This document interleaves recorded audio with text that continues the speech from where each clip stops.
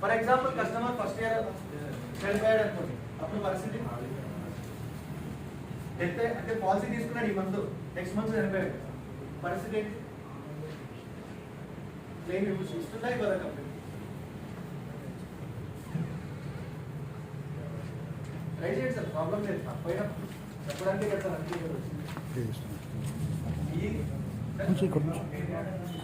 అలా ఏమీ ఉండదు సార్. కస్టమర్ సింపుల్ ఎగ్జాంపుల్, ఇది జనవరి మంత్, ఈ రోజు జనవరి 25 అవునా? సో కస్టమర్ లాస్ట్ డిసెంబర్లో డిసెంబర్ 25 పాలసీ తీసుకున్నాడు అనుకున్నాడు.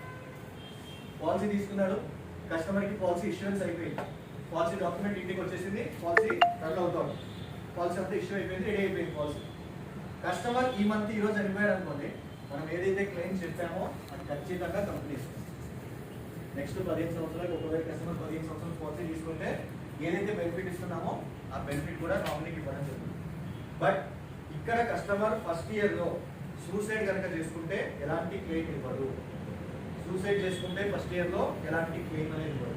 అండ్ నెక్స్ట్ కస్టమర్కి మనం పాలసీ లాగిన్ చేసేటప్పుడు కొన్ని క్వశ్చన్స్ వస్తాయి సార్. ప్రజెంట్ హెల్త్ ఎలా ఉంది, సిగరెట్ తాగుతారా, మందు తాగుతారా, ఆయన ప్రీవియస్ ఏదైనా హార్ట్ స్ట్రోక్ కానీ ఏదైనా హెల్త్ ఇష్యూస్ కానీ ఏమైనా ఉన్నాయా, సో ఇవన్నీ క్వశ్చన్స్ ఉంటాయి. కస్టమర్ జెన్యూన్ ఆన్సర్ చెప్పాడు అనుకోండి, అంటే ఎగ్జాక్ట్ ఆన్సర్స్ ఉన్నదే చెప్పాడు అనుకోండి, ఖచ్చితంగా మనకు పాలసీ ఇవ్వాలా వద్దనేది కంపెనీ డిసైడ్ చేసేస్తుంది, అయిపోతుంది. స్టార్టింగ్ స్టేజ్ అనే పాలసీ ఏమంటారు, లైక్ ఒకవేళ కస్టమర్కి ప్రీవియస్ గా హెల్త్ ఇష్యూ ఉంది అనుకోండి, కంపెనీ ఏం చేస్తుందండి, మనం డీటెయిల్స్ అన్ని మెన్షన్ చేసి సబ్మిట్ చేసిన తర్వాత పాలసీ ఇవ్వాలా వద్దని కస్టమర్ డిసైడ్ చేసేసి ఒకవేళ ఓకే అనుకుంటే పాలసీ ఇష్యూ చేసేస్తుంది, లేదంటే పాలసీ రిజెక్ట్ చేసేసి ఇచ్చేస్తుంది, అమౌంట్ రిఫండ్ చేసేస్తుంది.